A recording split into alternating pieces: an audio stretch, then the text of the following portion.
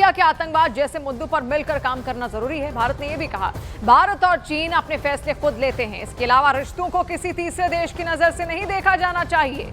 भारत ने यह भी कहा कि भारत चीन प्रतिद्वंदी नहीं, विकास के साझेदार हैं। तो देखिए, एससीओ की 25वीं बैठक यहां पर थी और ऐसे में प्रधानमंत्री नरेंद्र मोदी और शी जिनपिंग के बीच देखिए किस तरीके से वार्ताएं वहां पर हुई। आतंकवाद का मुद्दा वहां पर उठा, सीमा का मुद्दा वहां पर उठा। इसके अलावा भारत की ओर से कहा गया कि रिश्तों को किसी तीसरे देश की नजर से ना देखा जाए और चीन और भारत अपने मुद्दे सुलझा सकते हैं। साथ ही यह भी कहा गया कि भारत और चीन प्रतिद्वंदी नहीं है बल्कि साझेदार हैं, विकास के साझेदार हैं। तो देखिए, एससीओ समिट जो कि बेहद महत्वपूर्ण यहां पर थी और पहले से ही तय था कि आतंकवाद का मुद्दा तो यहां पर जरूर उठाया जाएगा और प्रधानमंत्री नरेंद्र मोदी ने आतंकवाद का मुद्दा पुरजोर तरीके से शंघाई कोऑपरेशन ऑर्गेनाइजेशन की इस बैठक में उठाया।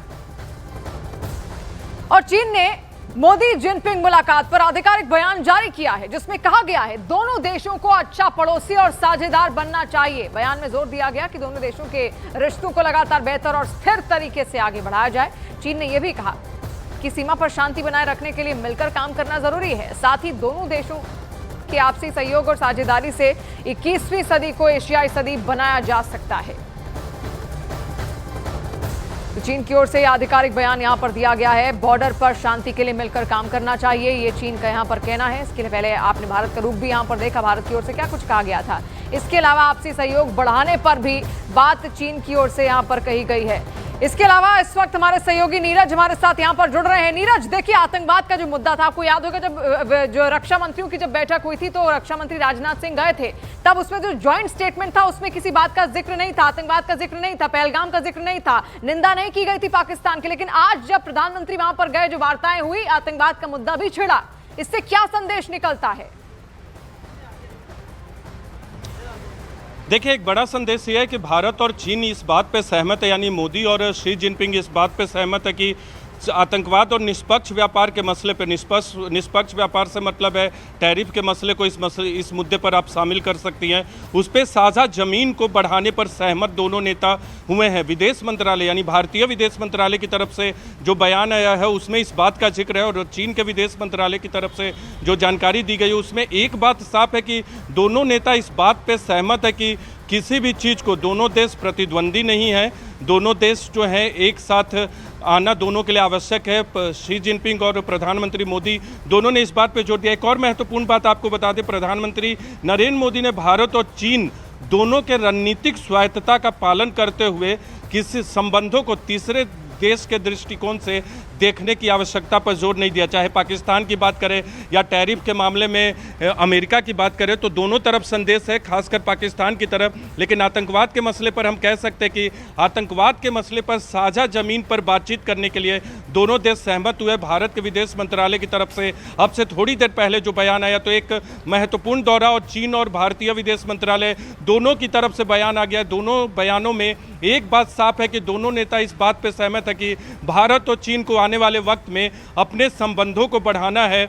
दोनों देश एक दूसरे के विरोधी नहीं, प्रतिद्वंदी नहीं, बल्कि एक साथ मिल के चलना है। हाथी और ड्रैगन को एक साथ मिल के चलना है और दोनों का नज़दीक आना आवश्यक है। और प्रधानमंत्री नरेंद्र मोदी की तरफ से तो ये साफ कर दिया गया कि आने वाले वक्त में संबंधों को बढ़ाने के लिए भारत कटिबद्ध है। बिल्कुल नीरज, और देखिए ये तमाम बातें यहाँ पर होना बहुत जरूरी भी था क्योंकि शंघाई कोऑपरेशन ऑर्गेनाइजेशन को तैयार ही इसलिए किया गया था ताकि तमाम देश आपसी समरसता को, बॉर्डर विवाद को सुलझा सके। आप देखिए, दोनों नेताओं के बीच ये बैठक तियानजिन में करीब 1 घंटे तक चली। इस दौरान प्रधानमंत्री नरेंद्र मोदी ने कहा कि हमारे संबंध बेहतर हुए हैं, कैलाश मानसरोवर यात्रा दोबारा शुरू हो गई है और दोनों देशों के बीच सीधी उड़ानें भी फिर से शुरू हो रही हैं। वहीं राष्ट्रपति शी जिनपिंग ने यह कहा कि पीएम मोदी से फिर मिलकर खुशी हुई। चीनी राष्ट्रपति ने कहा कि ड्रैगन और हाथी की दोस्ती जरूरी है। तो देखिए, महाशक्तियों का मिलन यहां पर हुआ है, महामिलन इसीलिए इसको कहा जा रहा है। और ऐसे में देखिए, चीन और भारत अब एक साथ आए हैं। जो बर्फ यहां पर जमी हुई थी उनके रिश्तों में, वो धीरे धीरे अब गलती हुई नजर आ रही है। इससे पहले वांग यी जो कि विदेश मंत्री थे चीन के, वो भारत आए। अब प्रधानमंत्री नरेंद्र मोदी एससीओ समिट में शामिल होने के लिए चीन गए हैं, तो ये बहुत बड़ा संदेश पूरे विश्व को जा रहा है। स्वागत के लिए मैं आपका हृदय से आभार व्यक्त करता हूं। पिछले वर्ष कयान में हमारी बहुत ही सार्थक चर्चा हुई थी। हमारे संबंधों को एक सकारात्मक दिशा मिली। सीमा पर डिसएंगेजमेंट के बाद शांति और स्थिरता का माहौल बना हुआ है। हमारे स्पेशल रिप्रेजेंटेटिव्स के बीच बॉर्डर मैनेजमेंट के संबंध में सहमति बनी। कैलाश मानसरोवर यात्रा फिर से शुरू की। दोनों देशों के बीच डायरेक्ट फ्लाइट भी फिर से शुरू की जा रही है। हमारे सहयोग से दोनों देशों के 2.8 बिलियन लोगों के हित जुड़े हुए हैं। इससे पूरी मानवता के कल्याण का मार्ग भी प्रशस्त होगा। परस्पर विश्वास, सम्मान और संवेदनशीलता के आधार पर हम अपने संबंधों को आगे बढ़ाने के लिए प्रतिबद्ध है। एजेंसी चीन द्वारा एचसीओ की सफल अध्यक्षता के लिए मैं आपको बहुत बहुत बधाई देता हूं। और पीएम मोदी और शी जिनपिंग के साथ बैठक के बाद अब शाम को 4:30 बजे ऐसे सम्मेलन में पहुंचे राष्ट्राध्यक्षों का औपचारिक स्वागत समारोह होगा। ये बैठक कल तक चलेगी और कल एससीओ के मंच पर ही पीएम नरेंद्र मोदी के साथ शी जिनपिंग और रूस के राष्ट्रपति व्लादिमीर पुतिन रहेंगे। इसके बाद कल 9:45 बजे से 10:30 बजे तक रूस के राष्ट्रपति पुतिन के साथ पीएम मोदी की द्विपक्षीय बैठक होगी।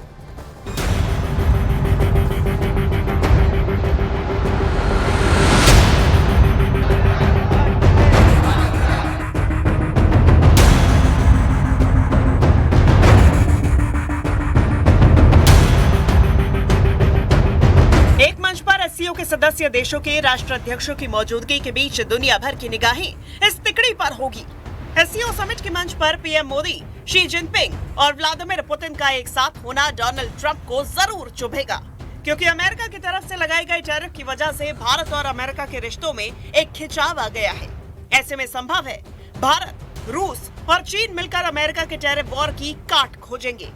अमेरिका तो इस समिट में नहीं है, लेकिन वो ना रहकर भी इस समिट पर अपनी पूरी नजर रखेगा,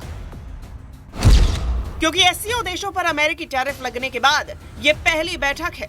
इस बैठक में अमेरिका की लीडरशिप को चुनौती मिल सकती है और एक मंच पर पीएम मोदी, शी जिनपिंग और व्लादिमीर पुतिन मौजूद रहेंगे।